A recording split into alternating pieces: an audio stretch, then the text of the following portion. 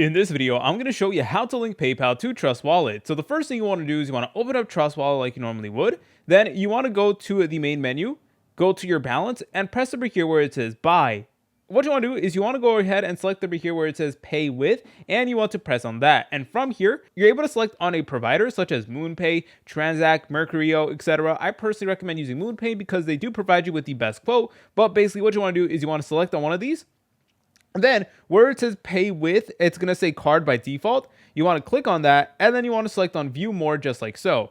And then you're going to see that we're going to have an option that says PayPal, and you're able to select on it. And then from there, what you need to do is you need to log into your PayPal account and then give confirmation that you do allow Trust Wallet to use your PayPal account in order to source the funds. And then afterwards, you should be good to go. You'll need to confirm the transaction and you are good to go. Keep in mind that this is only going to be available in some regions in the world. Unfortunately, not every region is going to have PayPal as an option. So if you don't see PayPal appearing, that is why.